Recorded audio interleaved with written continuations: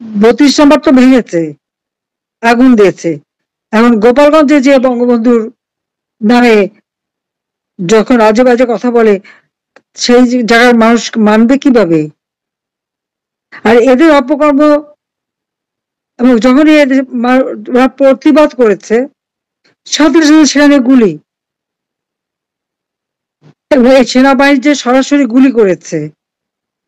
Police একটা ছাত্রকে ধরলো, দেখা যাচ্ছে তাকে গ্রেপ্তার করছে, ওমা, তাকে সরাই নিতে নিতে গুলি করে মেরে ফেলে দিল। গলার উপর বুট দিয়ে পাড়া দিয়ে, ছেলেটা বেঁচে আছে, পা ধরে বসছে, পাতে হাত দিয়ে ঠেকাচ্ছে। তাদের এতটুকু মায়া হলো না এই সেনাবাহিনীর সঙ্গে তার পায়ে গলার মধ্যে পাড়া দিয়ে বুট দিয়ে পিষে মারলো। আমার নিজের কাছে এখন দুঃখ হয়। আমি তো ভেবেছিলাম স্বাধীন বাংলাদেশের সামরিক বাহিনী জনগণের পাশে থাকবে। আমার কাছে ছেলেরা জিজ্ঞেস করেছে, আমি বলছি না, ওরা তোমাদের মধ্যে কিছু বলবে না, তারা তো গেছে ওখানকার শান্তি রক্ষা করতে, তারা আমাদের এরা তো কোনো উস্কানিমূলক কিছু করেনি। অথচ হত্যা করলো তারা প্রকাশ্য দিবালোকে, সবাই দেখেছে যে একদিকে পুলিশ, একদিকে সেনাবাহিনী, আর একদিকে ওই সেই কি নতুন এক পার্টি বানিয়েছে তাদের অস্ত্রধারীরা। আমাদের ছেলেদের হাতে তো কোনো গুলি বন্দুক কিছু ছিল না, তারা ঢিল ঢিল ছুঁড়েছে, এটা ঠিক।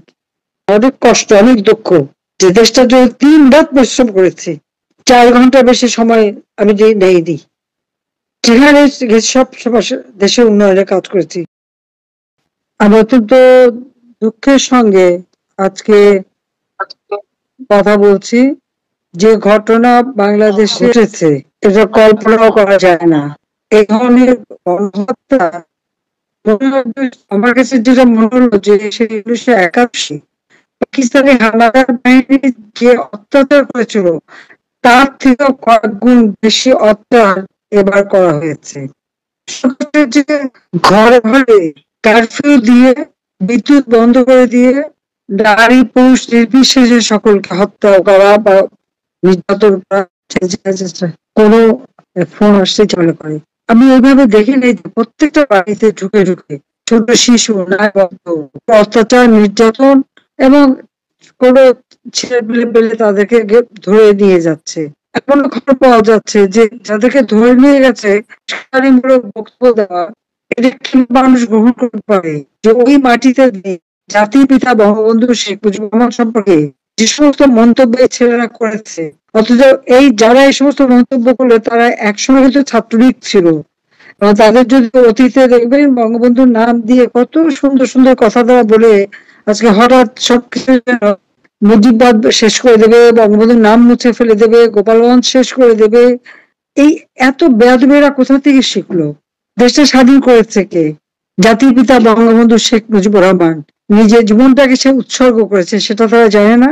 সেই 1948 সাল থেকে ভাষা আন্দোলন থেকে শুরু করে আদার আন্দোলন, স্বাধীনতা অর্জন, 71 মুক্তিযুদ্ধের বিজয়, সবই তো জাতির পিতা বঙ্গবন্ধু শেখ মুজিবুর রহমানের নেতৃত্ব হয়েছে।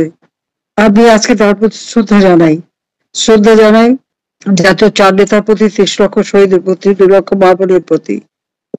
15ই আগস্ট জাতির পিতা বঙ্গবন্ধু শেখ মুজিবুর রহমানকে নির্মম ভাবে হত্যা করলো। তিনি সাদা সিধে জীবনযাপন করতেন।